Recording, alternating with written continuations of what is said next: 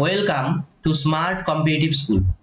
আজকে আমি প্রাচীন ভারতের ইতিহাসের 14 নম্বর ক্লাসটিকে নিয়ে এসেছি। এর আগের পর্বগুলোতে আমি 1 থেকে 13 পর্যন্ত ক্লাসগুলোকে কমপ্লিট করেছি। তোমরা যদি ভিডিওগুলিকে দেখে না থাকো, আমার প্লেলিস্ট থেকে সেই সমস্ত ভিডিওগুলিকে দেখে নেবে। তাহলে চলো আজকের যে নতুন ক্লাসটি রয়েছে সেটি নিয়ে আলোচনা করা যাক। দেখো, আজকের ক্লাসটি হচ্ছে 14 নম্বর ক্লাস, কিন্তু সাব পার্ট নাম্বার 3 মানে বুদ্ধিজম এবং জৈনিজমের উপরে, মানে বৌদ্ধ ধর্ম এবং জৈন ধর্মের উপরে আমি এর পূর্বে দুটো ক্লাস নিয়েছি।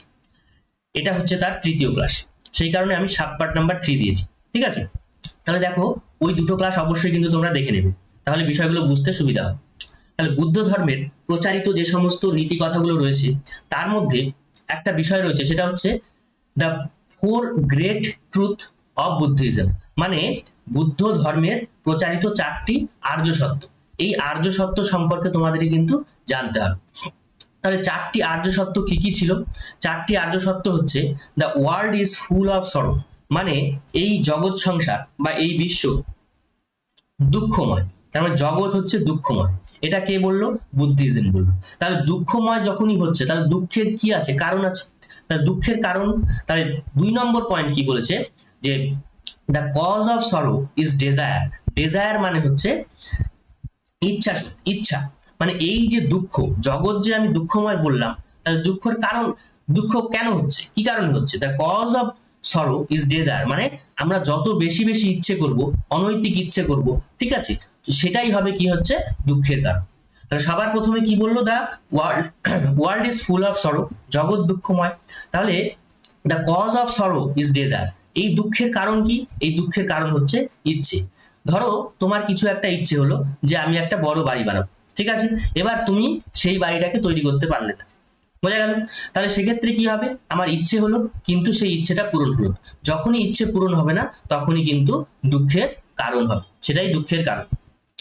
তাহলে কন্ট্রোলিং ডেজায়ার ক্যান এন্ড সরো, এই যে ডেজায়ার মানে ইচ্ছা শক্তি, সেই ইচ্ছা শক্তিকে যদি আমরা নিয়ন্ত্রণ করতে পারি, কমিয়ে দিতে বলি, ঠিক আছে, তারা কিন্তু কমিয়ে দিতে বলেনি, তাহলে নিয়ন্ত্রণ যদি করতে পারি, যে controlling desire can end sorrows, মানে এই ইচ্ছে শক্তিকে যদি আমরা নিয়ন্ত্রণে রাখতে পারি তাহলে দুঃখের নিবৃত্তির উপায় রয়েছে। তাহলে দুঃখের নিবৃত্তি পাওয়া যাবে কখন? এই ইচ্ছা শক্তিকে কন্ট্রোল করলে। Desire can be controlled by eightfold path. Eightfold path. Desire can be controlled by eightfold path. বাংলায় যদি বলা হয় এই যে ইচ্ছা শক্তি, এই ইচ্ছা শক্তিকে কিভাবে নিয়ন্ত্রণে রাখা যাবে? অষ্টাঙ্গিক মার্গ, বাংলায় অষ্টাঙ্গিক মার্গ বলা হয়। অষ্টাঙ্গিক মার্গ যদি ফলো করা হয় তাহলে এই ইচ্ছা শক্তি থেকে, মানে ইচ্ছা শক্তিকে কন্ট্রোল করা যাবে, বোঝা গেল? তাহলে এবার আমাদের জানতে হবে এই এইটফোল্ড পাথ কি, মানে এই যে অষ্টাঙ্গিক মার্গ, বুদ্ধ ধর্ম যে অষ্টাঙ্গিক মার্গের কথা বলেছে সেই অষ্টাঙ্গিক মার্গের সম্পর্কে জানতে হবে। তার মানে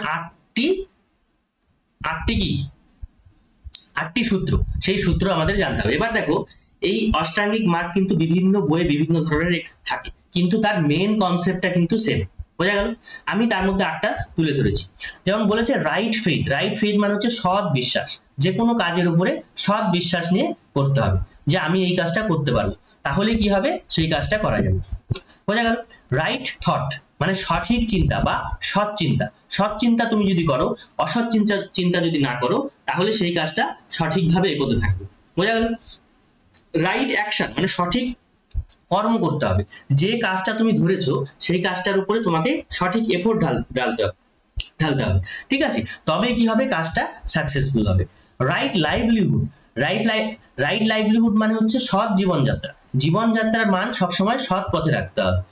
রাইট এফোর্ট, রাইট এফোর্ট মানে হচ্ছে সঠিক প্রচেষ্টা বা সৎ প্রচেষ্টা, প্রচেষ্টাকে আমাদেরকে সৎভাবে করতে হবে।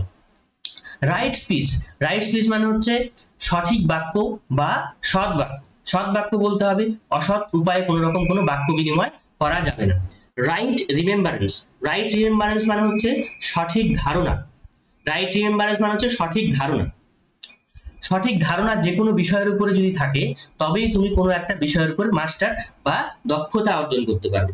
আর রাইট কনসেন্ট্রেশন, রাইট কনসেন্ট্রেশন মানে হচ্ছে সঠিক একাগ্রতা, কোনো বিষয়ের উপরে যদি একাগ্রতা না থাকে তাহলে কোনো বিষয়ই কিন্তু তোমার ভালোভাবে আয়ত্তে বা আয়ত্ত লাভ করতে পারবে না, বোঝা গেল? তাহলে এই যে 8টি সত্য মানে এইটফোল্ড পাথ মানে অষ্টাঙ্গিক মার্গ বলেছে, এগুলো কিন্তু তোমাদেরকে মনে রাখতে হবে। বোঝা গেল? এবার দেখো বুদ্ধের মানে গৌতম বুদ্ধ, ভগবান বুদ্ধের মৃত্যুর পরে, ভগবান বুদ্ধ যখন বেঁচে ছিলেন তখন তো তিনি বিভিন্ন ভাবে ধর্ম প্রচার করেছেন, কিন্তু তার মৃত্যুর পরে কি হলো, তার ধর্মটাকে প্রচার কে করবে, তার সাধু সন্ন্যাসীরা। তাহলে তারা কি করলো, তারা তার মৃত্যুর পরে 4টে বুদ্ধিস্ট কাউন্সিল আয়োজন করলো, ঠিক আছে? 4টি বুদ্ধ সংঘের আয়োজন করলো। সেগুলো কোথায় আয়োজিত হয়েছিল, কোন রাজার দ্বারা, ঠিক আছে? তার রেজাল্ট কি ছিল সেগুলো তোমাদের একটু একটু করে জানতে হবে। তাহলে ফার্স্ট কাউন্সিল কোথায় হয়েছিল, ফার্স্ট বুদ্ধিস্ট কাউন্সিল হয়েছিল রাজগৃহে। রাজগৃহে কত খ্রিস্টপূর্বাব্দে, 483 খ্রিস্টপূর্বাব্দে। মেন্টর কে ছিল, মেন্টর বা রাজা, রাজা কে ছিল, রাজা ছিল অজাতশত্রু। চেয়ারম্যান ছিল মহাকাশ্যপ। বোঝা গেল? এবার এর রেজাল্ট কি হলো, divided the teachings of Buddha into 2 পিটকস, মানে দুটো পিটকে বিভক্ত হলো। একটা হলো বিনয় পিটক আর একটা হচ্ছে সুত্ত পিটক। এই বিনয় পিটক এবং সুত্ত পিটক কার দ্বারা কম্পাইল হয়েছিল সেটা তোমরা কমেন্ট বক্সে কমেন্ট করে জানাবে। বোঝা গেল? এরপরে দেখো দ্বিতীয় বুদ্ধিস্ট কাউন্সিল কখন হলো। দ্বিতীয় বুদ্ধিস্ট কাউন্সিল হলো ঠিক তার 100 বছর পরে, বৈশালীতে। কত খ্রিস্টপূর্বাব্দে, 383 খ্রিস্টপূর্বাব্দে। তখন রাজা কে ছিলেন, রাজা ছিলেন পলাশক, এবং তার চেয়ারম্যান কে ছিলেন, চেয়ারম্যান ছিলেন সভাকামী, ঠিক আছে? সভাকামী। এবার এখানকার রেজাল্ট কি হলো, এই যে কাউন্সিলটা আয়োজন করা হলো এর রেজাল্ট কি হলো, divided into orthodox Sthaviravadi and unorthodox Mahasanghika. Sthaviravadi এবং মহাসাঙ্গিকা এই দুটো পার্টে বিভক্ত হলো। অর্থোডক্স মানে হচ্ছে গোড়া, আর আনঅর্থোডক্স মানে হচ্ছে গোড়া নয়, এরকম, ঠিক আছে? তাহলে স্থবিরবাদী এবং মহাসাঙ্গিকা এই দুটো পার্টে বিভক্ত হলো কখন, দ্বিতীয় বুদ্ধিস্ট কাউন্সিল।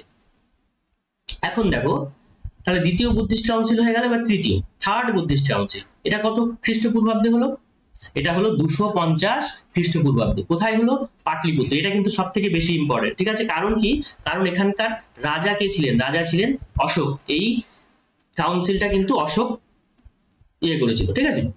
চেয়ারম্যান কে ছিল, চেয়ারম্যান ছিল মঙ্গলীপুত্র তিসা। আর এর রেজাল্ট কি হলো, রেজাল্ট হলো অভিধর্ম পিটক ওয়াজ কোডেড ইন পালি ল্যাঙ্গুয়েজ। অভিধর্ম পিটক, তোমরা যদি এখানে ডাইরেক্ট বলতে পারো যে অভিধর্ম পিটক এর কম্পাইলেশন হয়েছিল, ঠিক আছে? কিন্তু এখানে কি একটু ডিটেলসে দেওয়া রয়েছে, অভিধর্ম পিটক ওয়াজ কোডেড ইন পালি ল্যাঙ্গুয়েজ, পালি ল্যাঙ্গুয়েজে কোড করা হয়েছে। বোঝা গেছে? এরপরে দেখো ফোর্থ বুদ্ধিস্ট কাউন্সিল, চতুর্থ বুদ্ধিস্ট কাউন্সিলে কি হলো। চতুর্থ বুদ্ধিস্ট কাউন্সিল কত কত খ্রিস্টাব্দে হলো, এটা হলো কুণ্ডলবন কাশ্মীরে হলো। এবং এটা নিয়ে একটু দ্বিমত রয়েছে, কোথাও 98 এডি লেখা আছে, মানে খ্রিস্টাব্দ 98 খ্রিস্টাব্দ, আবার কোথাও 72 খ্রিস্টাব্দে লেখা আছে, ঠিক আছে? কে আয়োজন করেছিল, আয়োজন করেছিল কনিষ্ক। আর চেয়ারম্যান কে ছিল, বসুমিত্র। বোঝা গেল? আর রেজাল্ট কি হলো, রেজাল্ট হলো এখানে হীনযান এবং মহাযান এই দুটো বৌদ্ধ সম্প্রদায়ে বিভক্ত হয়ে গেল, ঠিক আছে? তার মানে এই যে 4টে বুদ্ধিস্ট কাউন্সিল হলো, এর রাজা কে ছিল, এর চেয়ারম্যান কে ছিল, তার রেজাল্ট কি হলো, সেগুলো সম্পর্কে তোমরা জানতে পারলে। এবার দেখো এর একটা শর্ট ট্রিক্স রয়েছে কিভাবে এটা মনে রাখবে। আর ভি পি কে এ কে এ কে, নিচের গুলো হচ্ছে রাজার নাম আর উপরের গুলো হচ্ছে জায়গার নাম। তাহলে আর হচ্ছে সবার প্রথম বুদ্ধিস্ট কাউন্সিল কখন হয়েছিল, এই দেখো রাজগৃহে। কে রাজা ছিল, রাজা ছিল দেখো অজাতশত্রু। তার মানে আর আর এ, মানে রাজগৃহে হলো রাজা ছিল অজাতশত্রু। এই যে দেখো রাজগৃহ, তার রাজা হচ্ছে অজাতশত্রু। তারপরে কোথায় হলো, তারপরে হলো বৈশালীতে। বৈশালীতে রাজা কে ছিলেন, পলাশক। তারপরে হলো পাটলিপুত্র পি, রাজা কে ছিল, রাজা কে ছিল অশোক। তারপরে কে, তারপরে হচ্ছে কুণ্ডলগ্রাম, কুণ্ডলগ্রাম বা কুণ্ডলবন, সেটা কাশ্মীরে হয়েছে। আর তখন রাজা কে ছিল, রাজা ছিল কনিষ্ক। বোঝা গেল? তার মানে তোমরা যদি এভাবে মনে রাখো আর ভি পি কে এ কে এ কে, তাহলে এই সূত্রটা যদি মনে রাখতে পারো তাহলে কখন আয়োজিত হয়েছিল এবং তার রাজা কে ছিল, সমসাময়িক রাজা কে ছিল, সেটা কিন্তু তোমরা মনে রাখতে পারবে খুব সহজেই, ঠিক আছে? তাহলে আজকের ক্লাস এইটুকুই। পরের দিন আমি জৈনিজমের উপরে একটি ভিডিও নিয়ে আসবো, ঠিক আছে? ভিডিওটি কেমন লাগলো অবশ্যই কমেন্ট বক্সে কমেন্ট করে জানাবে। ভালো লাগলে চ্যানেলটিকে সাবস্ক্রাইব, লাইক এবং শেয়ার করবে। Thank you.